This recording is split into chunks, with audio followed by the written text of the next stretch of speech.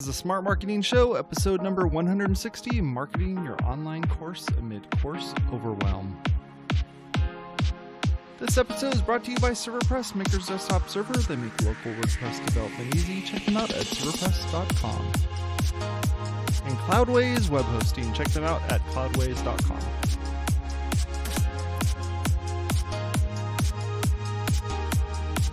Help us out by backing us on Patreon. Go to patreon.com/WPwatercooler. And I'm Jason Tucker. Find me over at Jason Tucker on Twitter. And here's my friend Bridgette Willard. Check her out over at YouTube and be a guru on Twitter. Like, everybody's trying to do all this stuff to get their business going, and they're signing up for this class and that class and this class. And I went to school to be a teacher. That's what my student loan is for. And I love to consider myself a lifelong learner because I read nonfiction and I like to watch documentaries. But I signed up for a Moz SEO Basics course and did about 10 minutes of it. It was like, I'm out. Like, what do you do when people are so overwhelmed, Chris? As a learner or as a teacher? Both. If you could two-part that question, because I know you're both. Yeah. So the way I look at it is that we're kind of transitioning out of the information age into the integration age. And that includes integrating information, boiling it down, getting past overwhelm, and honoring the limited lifespan we have and attention we have. So the old model of education is really around getting access to the best information. The new model is about getting results efficiently and going direct as the shortest path possible to the ideal outcome, whether that's, like you mentioned, SEO. If you want a high-ranking website, it's not about the most information from the best people is cool, but it's about action and results as much as it is relevant, curated, targeted, helpful information that works in challenging circumstances for, different personality types and everything. There's a lot I could go into, but the way you get past overwhelm is by learning from somebody who acknowledges that that's the current state and is going to get you early wins, results quickly, and is there to support you, because it's not just about the information, it's about the support of your learning journey. Oh. I didn't think about it like that. Why cool. is Masterclass $15 a month? We learn from the best in the world, but can we talk to Steve Martin when people aren't laughing at our jokes? If we're in a negotiation, can we talk to Chris Voss about how to negotiate better? No, we can't. We've got great information, but we have no actual support or personalization. Wow. So this is why people have moved to the coaching model. Absolutely. Coaching is high, people say high ticket. Sometimes it's got like a little bit internet marketing, a little bit Lambo, a little bit, sometimes it has a bad rap, but real coaching, whether that's business coaching, life coaching, right, relationship coaching, it's about fidelity. Like, it's about access to the expert. It's not just about the information. The information is just a small part of the support required for a learning journey. Some outcomes are small. Like, I'm going to help you. There's small outcomes, and then there's like transformation. Not everything has to be like this, butterfly arising from the chrysalis transformation. But some outcomes are just a little win. Like, I'm trying to get something that's like a mini transformation or a mini result. So it's about the importance and the value of that result or transformation, and then the what's required to get there. And there has to be a right fit, the right learner fit for the right coach or teacher. If we take our focus not off of making the most money with our course or whatever, and it's really about that fit and almost guaranteed results, that's the new reality. That's why coaching is so huge. And yeah, it's more than content.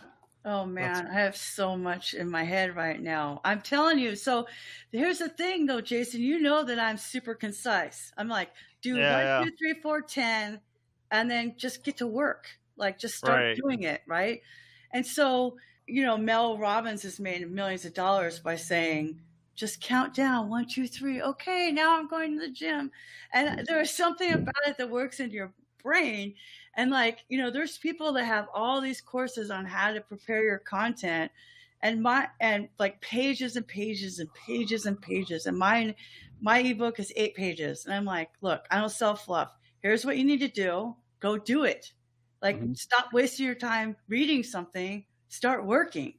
So it's funny, Jason and Chris, because I forgot that other part of the guidance, because when I do train people, they're always sending me, oh my gosh, I did this. And I'm like, I'm so proud of you. You rock.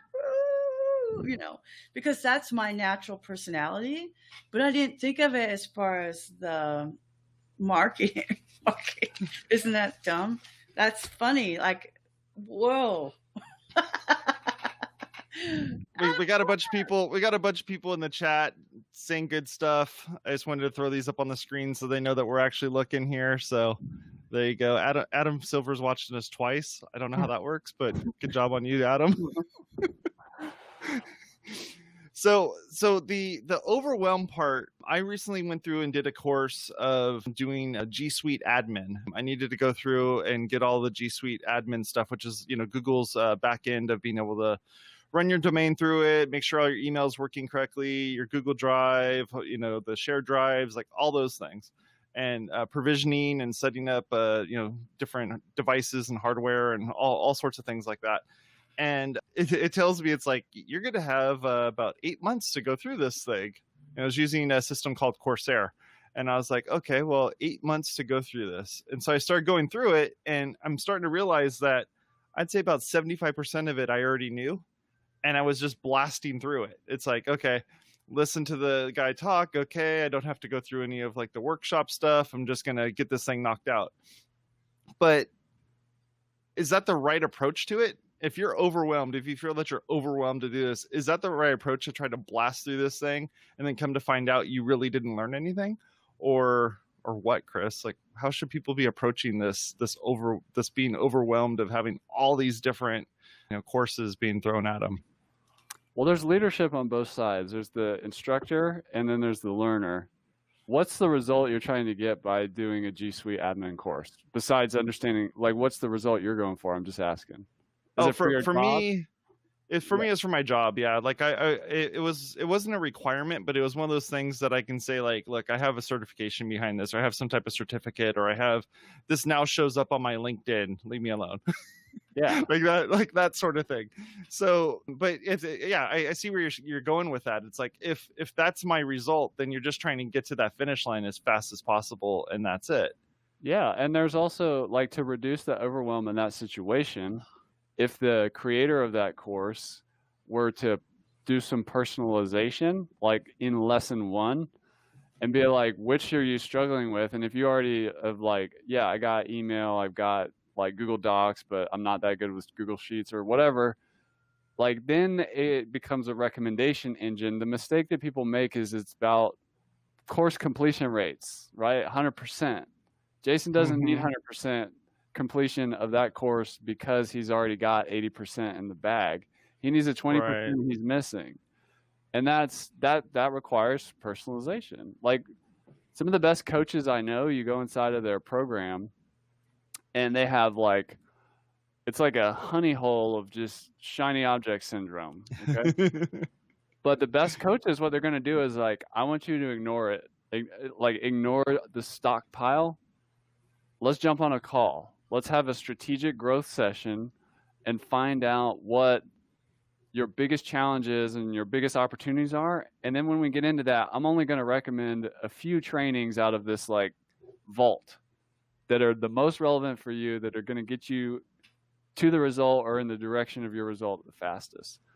So that's one thing. Another thing I just want to say is that the problem here is when you design around your expertise and the information and not the learning journey and the result that the person wants, you end up with these giant, I call them resource courses, giant courses that are extremely dangerous and get abandoned a lot.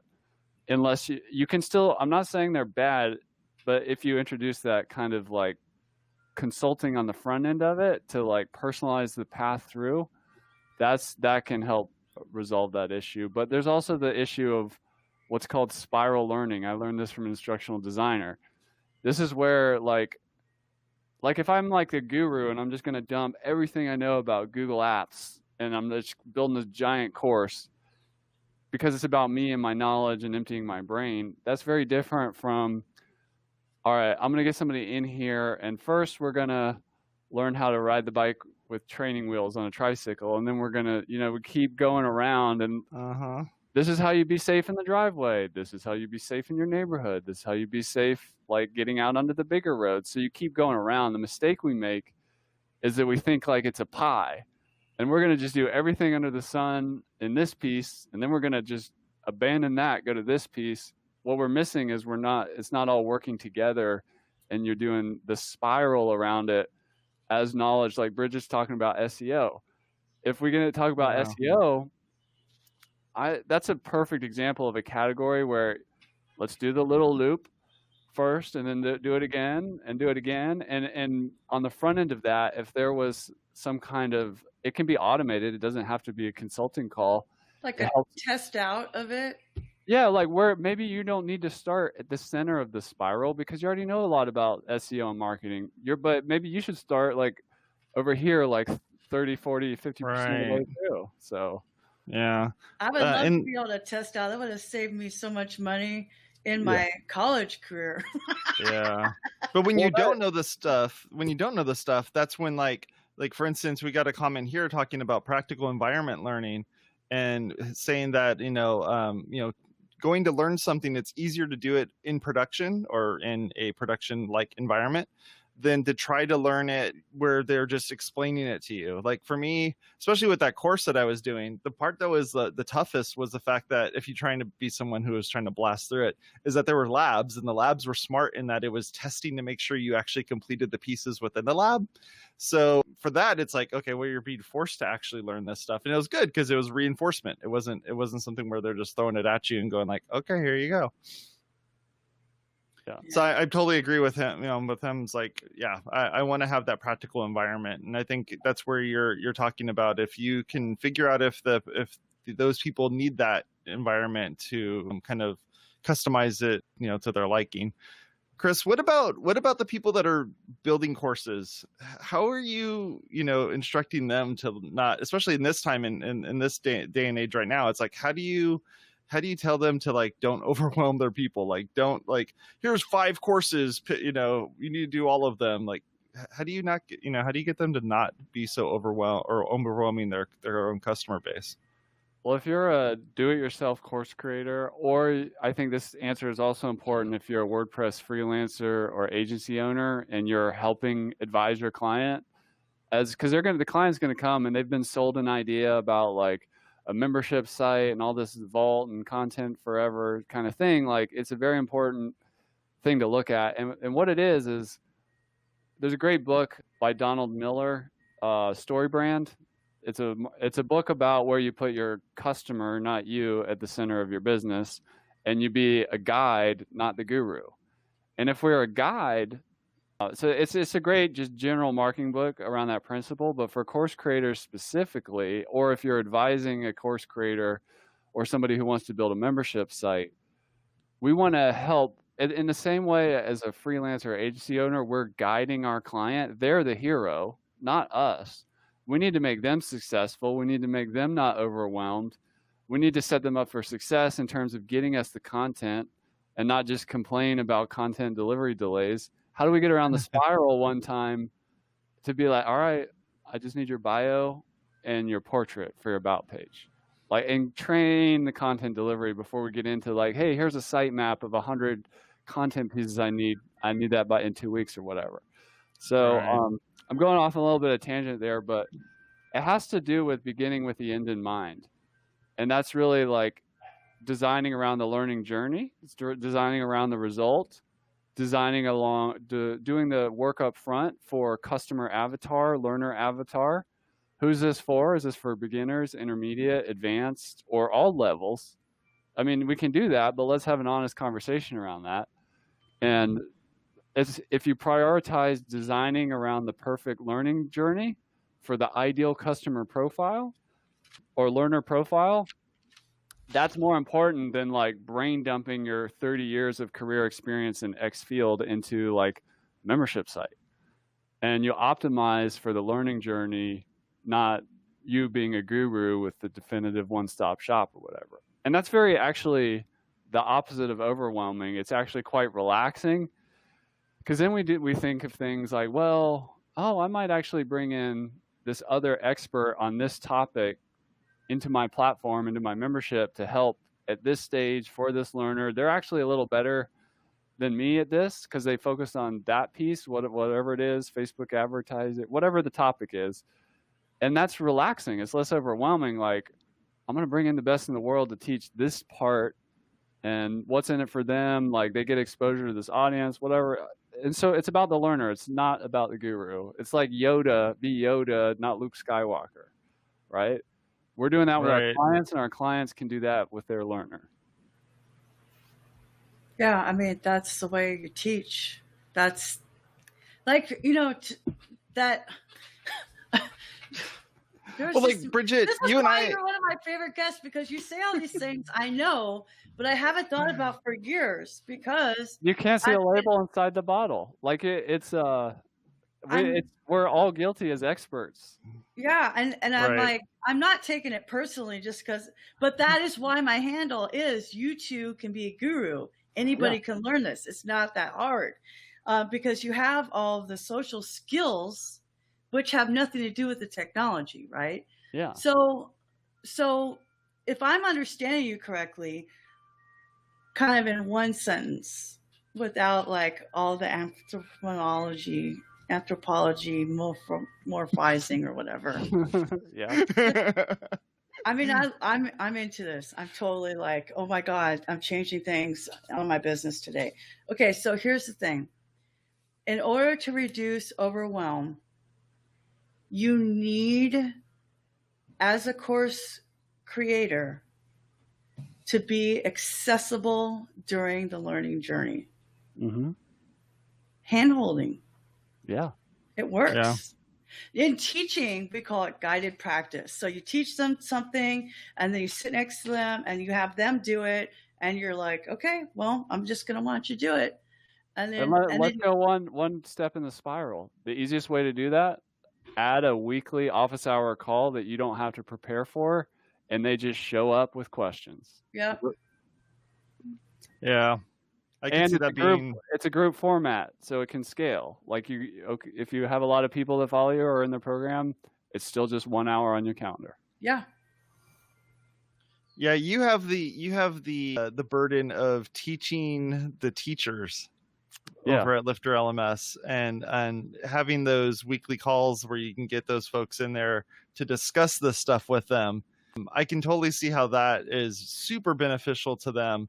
For the people that are just the learners, they're going to have those questions that they're going to, it's like, please help me out with this. Like, and hopefully the people, the teachers are taking those questions into account so they can go back and refine the various parts within their course to be able to make sure that essentially they're not having as many of those people coming back asking the same questions over and over again. Obviously you have a sticking point there and you got to go fix it.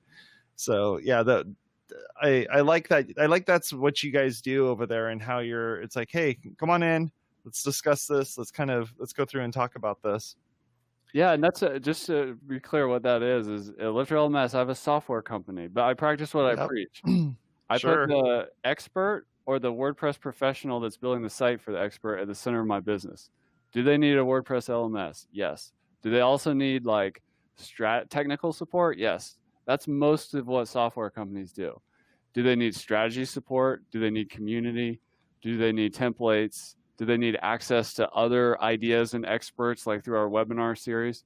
So I'm literally surrounding the customer with support, not just software. And that's the key. It's the same for doing training. I mean, it's content is just one piece of the pie. Yeah.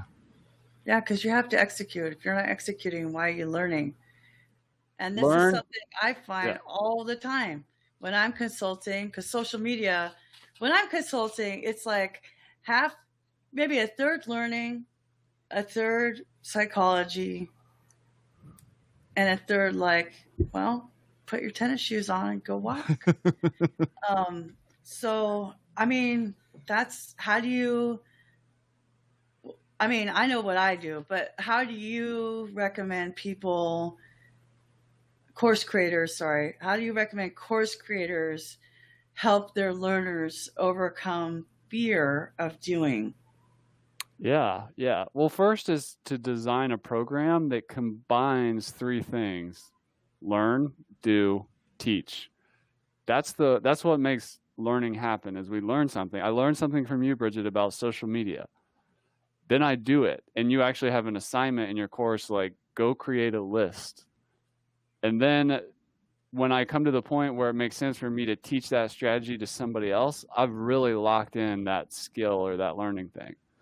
So that's getting, like, it's up to like lesson 1, day 1. We want to train people or design programs or help our clients see that they need to design around people taking action. That's why we built the Lifter LMS assignments add-on. And there's an assignment type in there called a task list. So like you create a lesson, like that's my favorite example actually, is you create a lesson, video, content. This is this one little important step. Before you can go to the next lesson, there's an assignment and there's task lists that you have designed in your training to like go create a list in Twitter to start collecting your ideal whatever. And they have to check it off. And yeah, they could lie or whatever and just do it and move on. But like, at least the course creator has designed action in addition to content.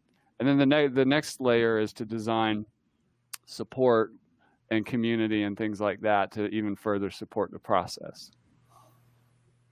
But it's minimal action. It's like Achievable. The momentum. Like if you were to tell me like, all right, you need like these 17 lists and you're good to go. Like no, like one list, like start with one list or whatever. Yeah, like minimal. It's that first part in the spiral. Yeah. Yeah. When I was talking to Jen and Jason about this topic, I was like, so in the travel industry, we have these courses all the time. And that year I was working with the travel company, I was trying to take, because she would be like, take these classes and you get all these perks, right? That was the result. Like you can win a trip to Australia or you get free nights at Marriott or whatever. And so you start doing it. Like my favorite one was from Australia, Board of Tourism, because it was super interesting. There'd be a video and then there'd be questions.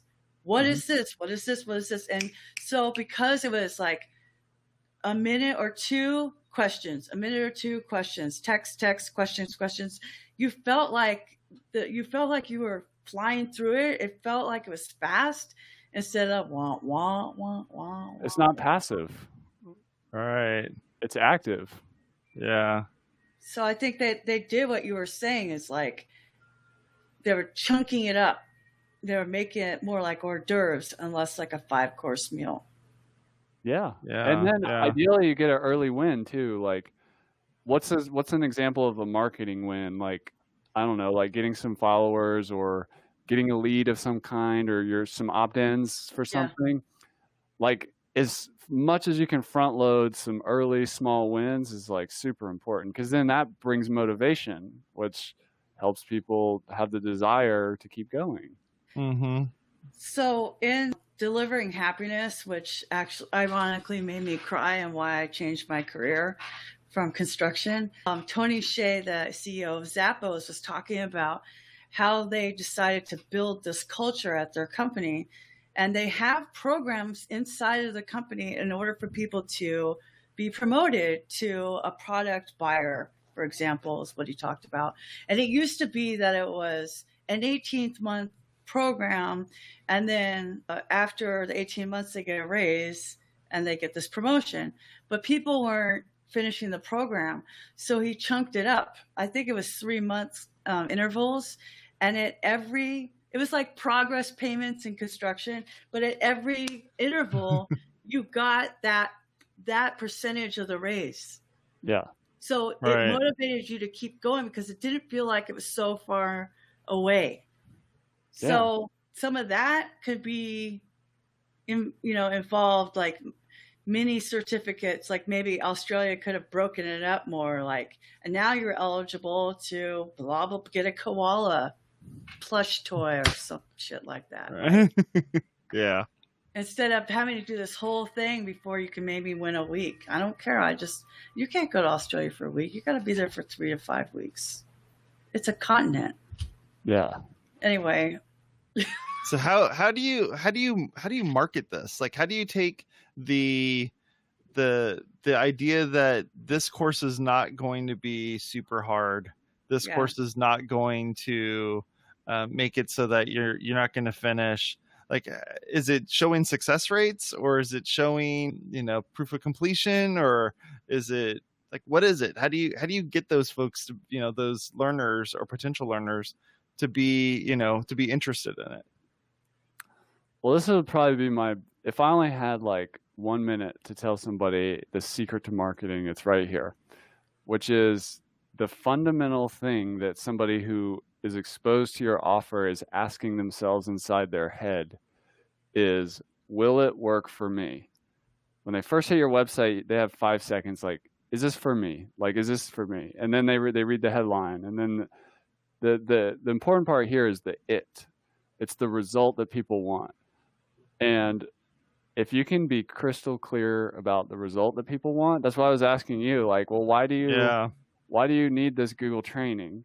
It's more like that. Do I need it? Is it mandatory? Is it, the result is very important.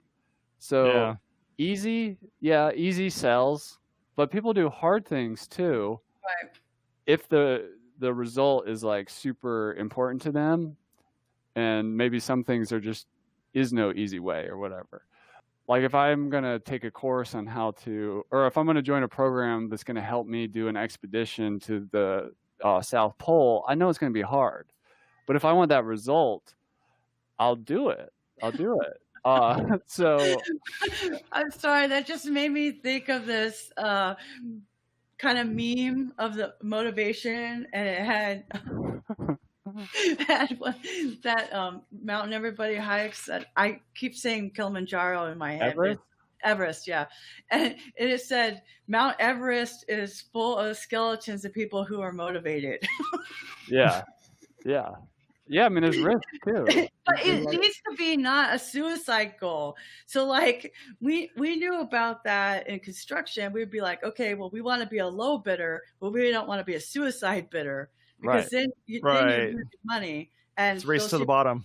Yeah. So you want to be, you want to have an achievable goal. Well, it goes back to the SMART thing. Smart, measurable, whatever, blah. Right. And marketers always love these acronyms that tell you all this stuff that just makes sense. Baby steps.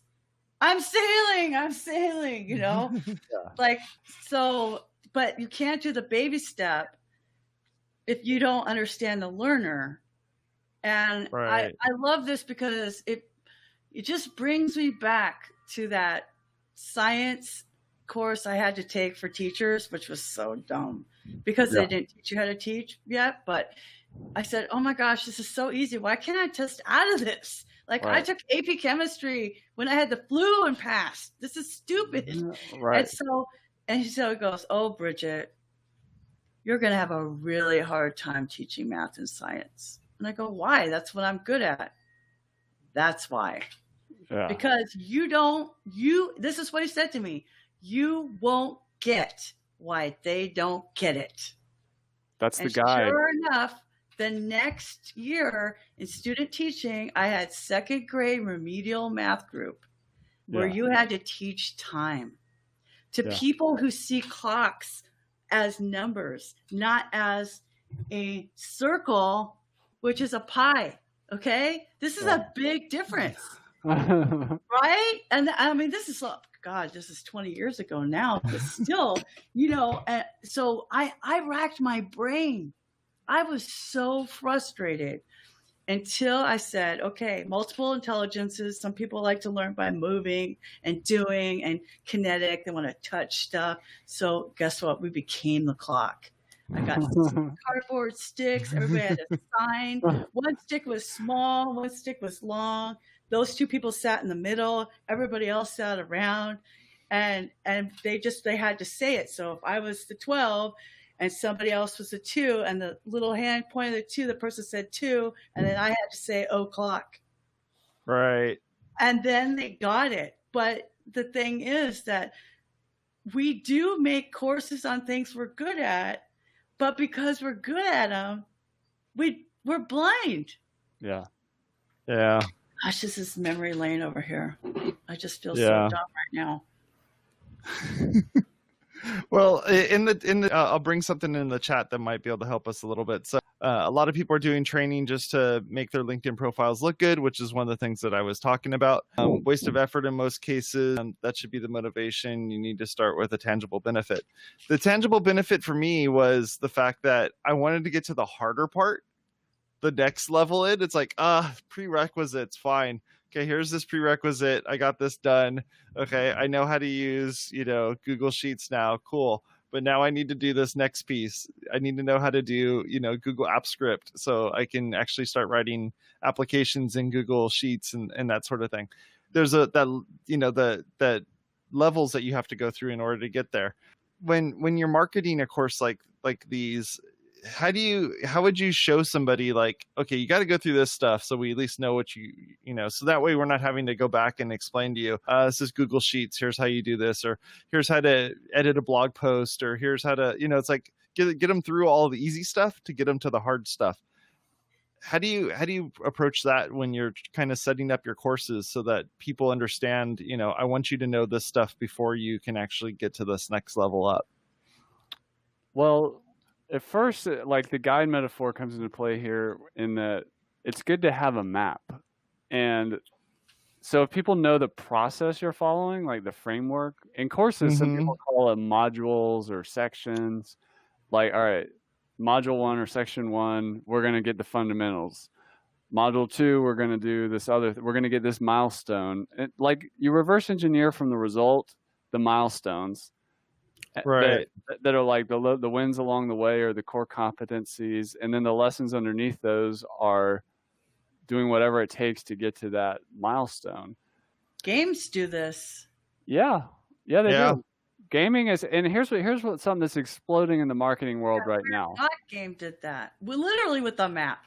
Yeah. I recommend course creators to de-abstractify the expert's curse, which is what you were talking about, Bridgette, is to actually visually create that map and like make it so that there's like steps and in the box, there's something that has to happen. And like for us at Lifter LMS, I help course creators create, launch, and scale. All right. In order to create, we need to have a target market. In order to have we need to have a result we're designing the program for. We need to build an outline. And then you can see me start to build a process of what this user needs to go through. Then tell them that, show them that. Like, hey, this is a process. This is how we help you create, launch, and scale. Some people are like, I don't want to give that away. That's my secret sauce. I'm saying just give it away all day long. It helps people buy. It helps them understand what's inside the box. It helps them know the steps. And to your question, Jason, about like prerequisites, one of the things that's exploding in marketing right now is what are called challenge funnels. And why are they why are challenge funnels exploding? Well, what's a challenge? A challenge is designed around a result. And a challenge is time bound. So, there could be like a 30-day challenge, a 90-day challenge, a 4-day challenge, whatever it is, health, wealth, relationships, whatever. There's challenges, and challenges have steps like, hey, it's day 2, we're going to do this. It's day 3, we're going to do this.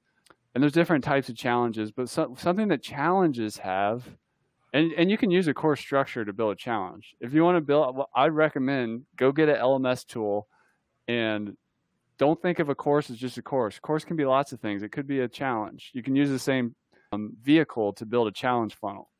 And there's something called pre-training. So, which is like what you need to have in place to start the challenge. Okay. And if you think about that, maybe some people already have that pre-training work done, and you're like, yeah, I don't need that. All right, got it. Oh yeah, I better get that. It's just like when you're a kid and the teacher gave you that like list of stuff to show up to summer camp with or whatever, or to school. But that way, everybody starts at the same place in the course, and it's super efficient. Yeah, there's going to be different styles and everything. But your question around how do I get how to do that, it's more about, to me, the problem is already there, which is it's been designed to be too general. It's not for a specific person. A really well-designed program is super specific. And if somebody has prerequisite to do before they get at it, that should be a different course. Yeah. So in the chat, Abby Shakes is saying that it's just like what Duolingo is doing. Duolingo is so awesome. Like, I'm still doing my German and I love it. You kind of compete with other people, and it sends you little notifications that says, oh, I miss you. Or if you don't check in for a couple of days, it'll say, well, these notifications don't seem to be working. We'll pause it, you know. But you can test out. You can test out on Duolingo. Really? So if you already know Spanish and you're wanting to do the harder version of Spanish, you can just blast through all of that part of it, get to the part that you need to, and then start learning it from there. That's cool. And it knows what mistakes you make. So it starts kind of like, I'm dating myself, but the typing, remember that typing program? It was somebody's name. I took typing in actual school. Mavis Beacon. Mavis Beacon, yes. With actual typewriter. We all took that one. But Mavis Beacon, I taught that when I was teaching, and they go through and they know where you're failing. So it's things like that are kind of easy, where they're getting your actual physical input, or like that device that makes you sit up. But the Sham is saying a lot of people I know in the corporate world rush through training courses to achieve a certificate, but in reality have learned nothing. Great example is AdWords qualifications, pointless unless you actually run an ad lives campaign. I mean, that's the thing I just want to add there is there's a difference between intrinsic and extrinsic motivation. So if your boss is making you take a course, that's very different from intrinsic. Where you're just compelled and motivated, like, oh, I really want to learn German, versus I have to learn German to keep my job. So that's part of designing a program, is like, well, which one are we doing?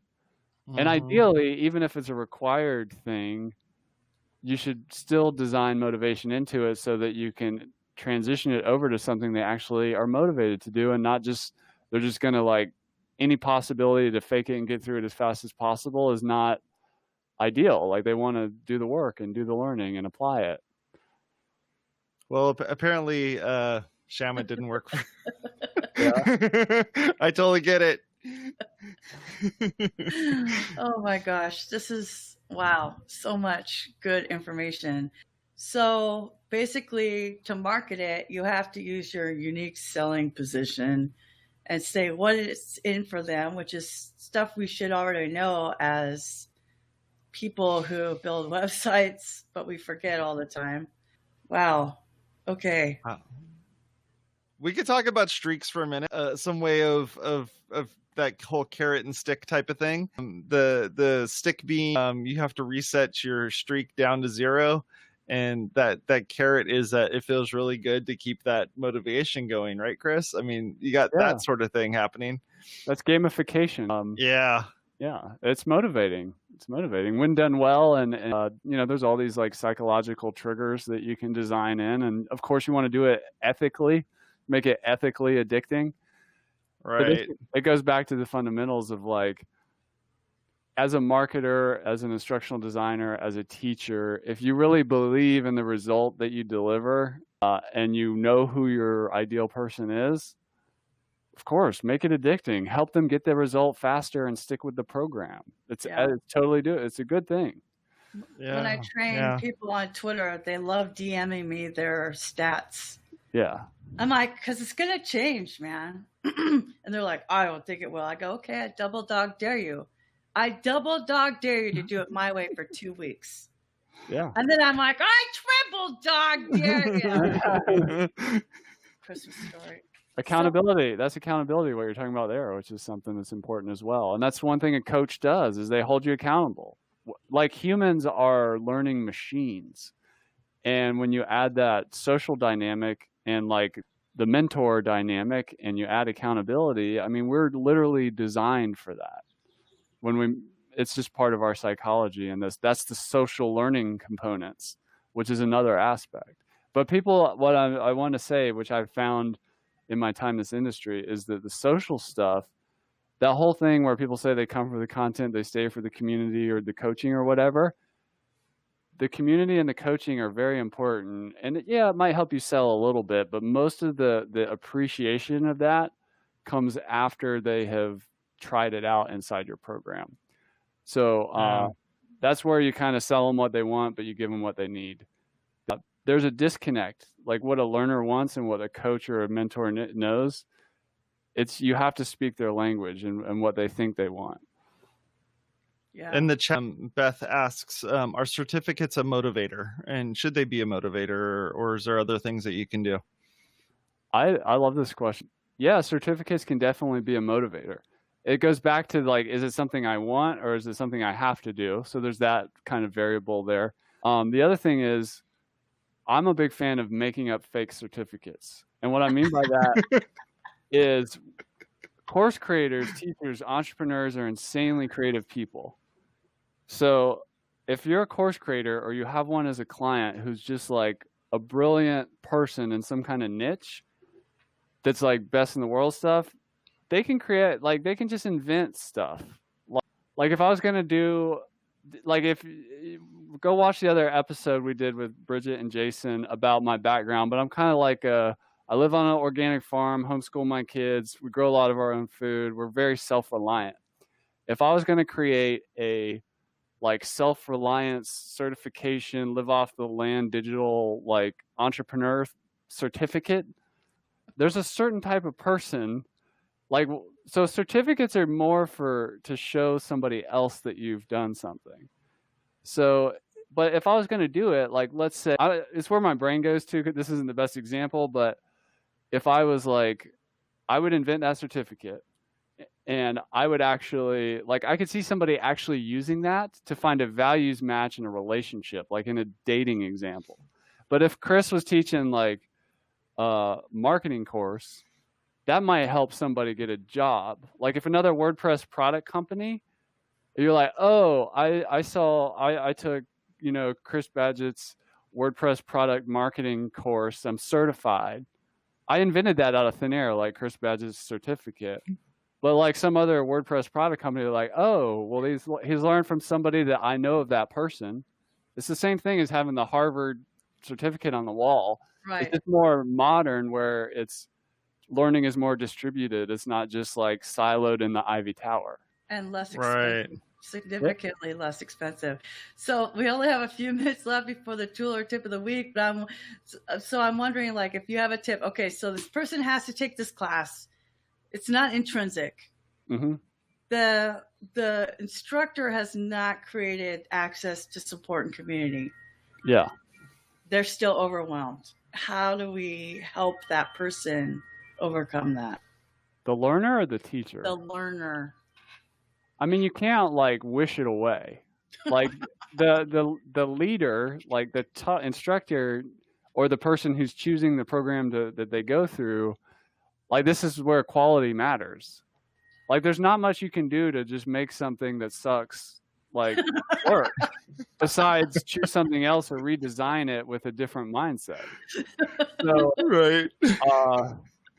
I mean, this is why like it's so funny, because in this industry, like if I was gonna, like there's so many WordPress LMS niches. I'd love to see the freelancers and the agency owners focus. Like just business coaching alone is a huge market. Just doing like, the kind of courses you're talking about, the mandatory, it sucks. Like I just got like, I was just put in jail for this reason. I have to take this thing. That's a totally different market. And we had, you can configure the platform different ways for that. They go get drunk after their AA class. They DUI. Yeah. I mean, that's why I got off dating apps. but that's another blog post. This is what I would do. This is what I do. Let's use the DUI training course that somebody has to take. What I'm saying is, if it sucks, it's just going to keep sucking. But if I actually wanted to make a DUI training course that's going to, like, they're going to go into lesson 1 and then they're going to watch every minute of it and love it, I'm going to use something, I'm going to redesign it with edutainment in mind. I'm going to make it entertaining, and I'm going to truly try to help unlock some new mental models in that learner's mind that, like, dude, driving around drunk is a bad idea. But I'm going to make you like addicted to this thing, and you're going to think this is the funniest thing you've ever seen. And then all of a sudden now people can't wait to take the course, but you have to redesign the learning experience. Right. These are those driver's ed courses that they would do, comedy courses. And that was a huge thing in Southern California, was this idea of like, oh, I just got a speeding ticket. Now I have to go take a course. And the course is some comedian, or maybe an up and coming comedian. So it's probably not gonna be all that great, but they're going to sit there and try to help you out by explaining to you how to, like, actually do, how to drive or whatever in a more funny manner. So I can totally back that, Chris.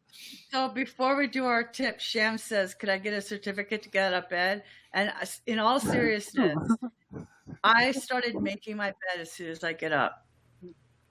It made a big difference in how I approach the day. That's your certificate. Make your bed. Yep, definitely. That's the new thing I started doing. Then I'm like, walk next to my room. I'm like, oh, that's a really nice bedroom. And it doesn't take that long because I have a full. I got a full on purpose. Super easy to make. Tooler tip of the week.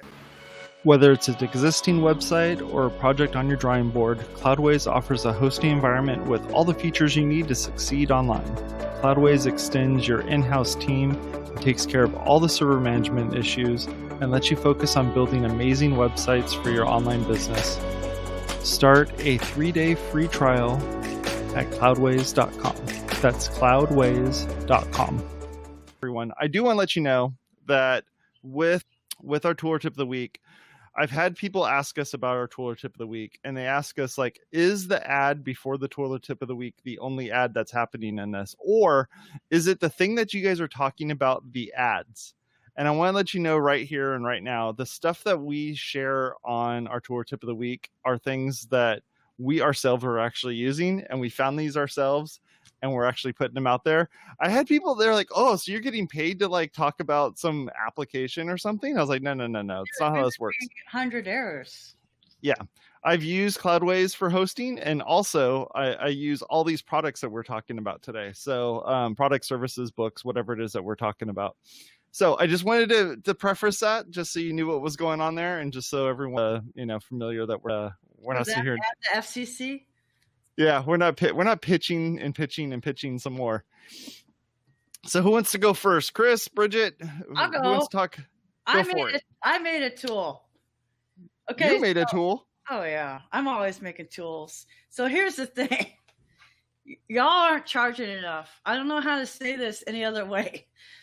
Well, I do. I made a blog post on LinkedIn, and inside that blog post is a Google Sheet that you could click on, and will ask you to copy it to your own Google Drive so that you can mess around with it. It's a calculator to find out what your in-house hourly rate should be based upon how much money you want to make and how many hours you're willing to work. Because I had a consulting call with somebody, I don't really want to work 40 hours. I'm like, then you need to charge more. And so it goes back to, oh, Bridgette, you're not going to be good at teaching this. I'm like, okay, well, people like to futz around with calculators. I know how to use Google Sheets. So that blog post talks about, why I do this, why it matters, and then what your in-house rate should never be like public. That's why it's called an in-house rate. And so, like, you have to know what your overhead is. If people in our industry are constantly saying, charge for your value. And I completely agree with that. But if you think your value is $25 an hour and your cost is $50 an hour, you're in the red. Red is not good. Red is bad. It's very, very bad. Just like our debt clock in, Times Square. Okay. So you have to know how much it costs for you to breathe oxygen, feed yourself, have internet, have a roof over your head that doesn't leak, et cetera, et cetera. Then you need to add some margin into that. And also the job costing things that I talk about in this, I think this is super helpful because a lot of people say, oh yeah, I could do that website in 5 hours. So you can do the website in 5 hours. That's fine. Is it 5 consecutive hours? Are you going to have 5 hours without your children or pets or neighbors or spouse or mother bugging the crap out of you? Because if you don't, then it's not 5 hours. It's 5 hours for if you're only working on that. Also, if it's 5 hours a day for 4 days, that's 20 hours. But do you have 20 consecutive hours to work on that? Or do you have other things going on? So you need to have a production schedule. And I'm not a project manager, okay? This is just logic. So, and that's the way I think. Like, can you actually do this? Because if you don't, this is what's going to happen. You're going to get burnt out. You're going to not know that you're at capacity. And then you're going to be so frustrated, you're going to resent your clients. But what this does with a combination of time blocking and charging what you should be charging, and then adding for what the project is you bump up your time. Like if you think it's going to take 20 hours, add 10% or 15% to that, and really look at your schedule. Like, can you do that? If you block out your time and you charge correctly, then you set your boundaries for your friends, your family, your children, your neighbors. Like, don't bug me. I work 9 to 5. End of story.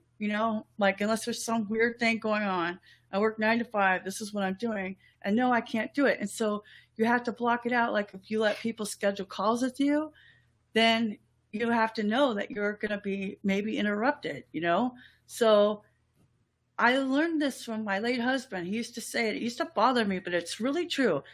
The phone doesn't rule you. It's a tool. He would go, why didn't you call me? I called you 5 times. A phone doesn't rule me. I rule the phone. But it's true.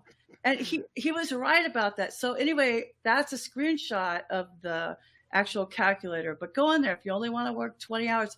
And this is not include admin or marketing work on your own business. This is actual work that you're doing, like me actually building tweets, you actually building a website. That's those hours. And I talk about it, and that's why it's a long LinkedIn post. And anyone on my website, so there it is. Awesome. Good job, Bridgette. Thanks. That was a lot of words. Chris, what you got? I got a video. I just put it in chat, but there's I call it the YouTube traffic system. And basically what it is if I had to do the most specific marketing plan and make 3 specific YouTube videos that were going to drive leads for my business, and you could use this as a WordPress freelancer or agency owner as well, this strategy. I got asked all the time, like, what if you could only do like one marketing thing that isn't something you had to do forever to create a lead generating system, what would you do? So I created that and I call it the YouTube traffic system. And it's not about becoming a professional YouTuber. It's about making 3 very, very specific videos. And I walk through that framework. And just like we're talking about in this episode, this is not an overwhelming thing, and I've designed it to unlock a lot of clarity and results for you in as minimal amount of time as possible. I've learned that Chris talks with his hands a lot. Okay. Just like I do. I haven't muted. I'm standing up, so. I haven't muted, but I talk with my hands a lot too, so I love it, Chris. No, that's cool. Getting leads from YouTube. That's great. I literally, by the way, as a web designer, a WordPress web designer, yeah, I built my initial lead flow by making YouTube videos very specific. And I've been doing this strategy for 10 years. Yeah. I've seen what works. I've seen what doesn't. I've seen like a lot of time wasting on YouTube, But this is like very targeted, very specific. Right. That's cool. Yeah, that's cool. Mine actually relates a little bit to that as well, which I've been using a new tool, and I've kind of gone through these. If you watch the last 5 or 6 episodes, I've kind of one by one upped myself how to get good transcriptions out of my videos, and also how to get those transcriptions in a way that I can use on my website and that sort of thing. So I've been playing around with this sort of new to me service called Descrip. And what Descrip does is it gives you, and there's like a video on here where they're kind of explaining it, but it's this idea that you can edit your podcast, edit your videos using the words that are being said. So for instance, if I said, well, and I wanted to edit that, I can just go in there and well, and erase them out of it. And it actually erases it out of the video as well. Wait, so if you erase the words in the transcript, it edits the audio? It sure does. Wow. That's yeah. Cool. So if you're looking here, for instance, this one part where they said the word techtober, and maybe techtober wasn't the word that they wanted to use, you go and you click on the thing on the bottom here where it says like, okay, so first, one of these things, and hit delete, and it actually removes it from the video, and it does a nice jump cut between the two pieces, and it makes it so you can edit it. I wish these guys were an advertiser, and I wish they gave me an affiliate code, because I'm going to be selling a lot of them right now just by mentioning it. But it's sweet because they'll do the transcription for free, or you can pay them $2 a minute for them to do really good transcriptions. You can also edit the transcription yourself. So if it's like a very technical word that isn't part of the thing that their AI understands, it'll actually allow you to update that word, and then after a while they'll remember it and go like, oh, okay, I don't have to ask him over and over again. Question, so it's great Jason, does that $2 a minute cover them pulling out ums and ahs? No, but there is a thing on the drop down that you just say remove filler words, and it just takes all your filler words out. So I do that first and just blows out the filler words so they don't even show up anymore. Wow. Yeah, and if you're somebody who has either like a stutter or a stammer, or if you say the same word a couple times before you actually get to what you're trying to say, you can remove those, and it'll just clean it up as a clean little jump cut. Now, the one piece that's really nice about this is that when you're done editing it within their interface, you can download the audio, video file, the transcripts, and various file formats and whatever, but it'll also give you the file format that you need to open it up in your video editor. So I would take this as your first pass of going through your video editing. And then after that, you can download this into Final Cut or Premiere or whatever it is that you're using, and they give you that file format, and it's already all broken up. One of the things I've been playing around with this just to see if it's something that I can do is it'll actually split it out into multiple tracks. So it will take the Chris Badgett parts where you're talking, the Jason Tucker parts where I'm talking, and the Bridgette parts where she's talking, and break them up into 3 different tracks. So let's say that Chris has like a train happening in the background of his video or something. I can actually like adjust his audio individually, even though it's one video stream and one audio stream. So yeah, really cool. It's fairly, inexpensive in that they charge $10 a month for the producer, which is the one I'm using. It? Yeah, if you have like a $300 top edge in the bit. No. Yeah, it's pretty sweet. Like for $18 a month, which I'm doing monthly just to test it out. For $18 a month, you can have multiple people using it, and like I said, they have some features in here of Adobe Audition, Pro Tools, Premiere, and Final Cut. So it'll take those files, let you download them, and do what you want with it. It gives you uncompressed files, and yeah, you're good to go. So really neat. I've been playing around with this with Zapier, so when we're done recording what we're recording now, it will show up in Zapier and then send it on its way over to these guys that'll do the transcription for us. So yeah, good stuff. I'm sorry I'm not making any money off of this, and it's just go check them out over at descrip.com, but it's really cool stuff, and it's been something that if you're a podcaster and you want to remove a lot of those ums and ahs and you want to do it quickly and easily, this is like the best way to do it. Wow. So that's about it, folks. I want to say thank you very much for all of you for hanging out with us. We really appreciate it. I have a quick little video to play. Here we go.